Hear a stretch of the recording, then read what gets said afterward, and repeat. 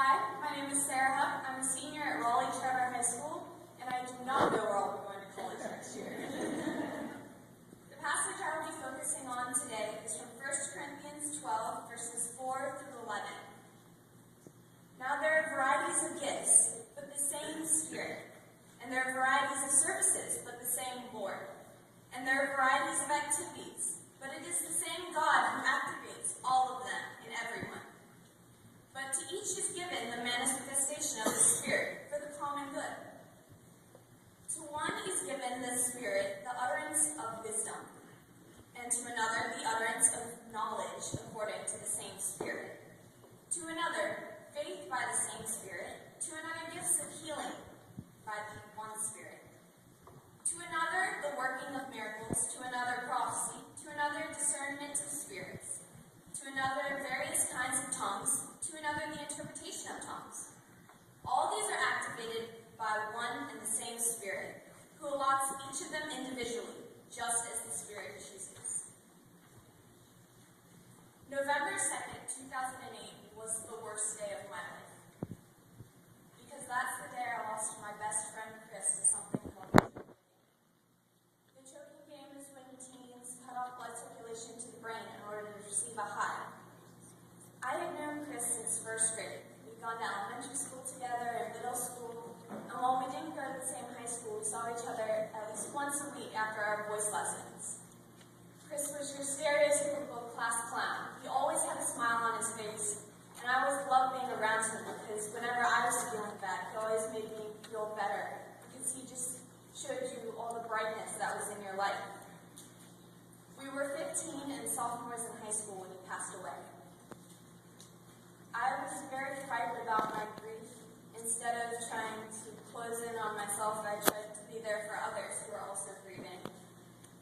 And my neighbor noticed this, and she pulled me aside one day and said, "You and Chris did a lot of local theater together, and you love acting in videos and going on stage and performing. Why don't you do a public service announcement on the dangers of the choking game?" A public service announcement. Originally, when she said that, I had no idea what that would entail. I thought I'd have to go take a camcorder and go out in my backyard with my sister and videotape her saying a few words about the choking game. But, like I said, I've done drama for a while, so I took a risk and I asked some friends of mine in the local media production business if they would help me. And every adult, mind you, they do this for a living, every adult who I asked to help me with this project said yes, that they would volunteer their time and their equipment to help me make this PSA. We shot the PSA at my school in March of 2009, and all the kids who were in the PSA knew Chris somehow, whether it was through acting or just meeting him one day before he passed away. Even the music that was in the background of the PSA was written by one of Chris's really close friends who went to Broughton but is currently a freshman at Belmont University. And when the PSA was done, we met with local broadcasting companies to encourage them to air it. Currently it's being aired on various local television stations and television stations across the state. And sometimes in the morning I'll turn on my TV and there it'll be on the television. I'll go, "Oh my God, I did that." I also put it on YouTube because YouTube is a media that teens frequent.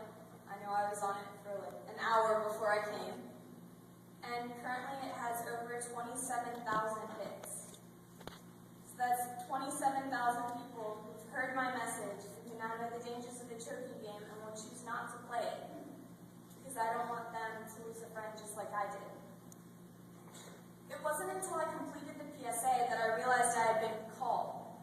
And it wasn't even myself who pointed it out to me that I had been called. I was in talking to Art Ross and telling him about this experience and telling him about my PSA, and he stops me and goes, "Sarah, God called you to do this in honor of Chris." Because originally I thought when we were called, it was God calling you on the television, on the telephone like he did in the skit, or coming to you in a dream and saying, "Sarah, this is what I need you to do." But that's not what happened at all. He came to me in the form of the people around me in order to step up and spread this message. And the thought of being called surprised me at first, because I hadn't realized it had happened, but God really did call me to make this PSA. 1 Corinthians 4 through 12 talks about how God activates the gifts within us to call others for the common good. To one, God gives the gift of language. To another, God gives the gift of healing or working miracles. To another, God gives the gift of knowledge. To me, God gave the gift of video production and being able to spread my message visually. This gift was activated within me when Chris passed away to show me that I could do something like create a PSA and spread the word of the dangers of the choking game. God also activated the gifts in the others around me to help me with my PSA, because without them, I wouldn't be here now talking to you about this experience. God called all of us. God doesn't necessarily call you on the phone or talk to you in a dream. God talks to us in many ways. God activates those special gifts within each and every one of us. That way we can go and live by his teachings. Have you gotten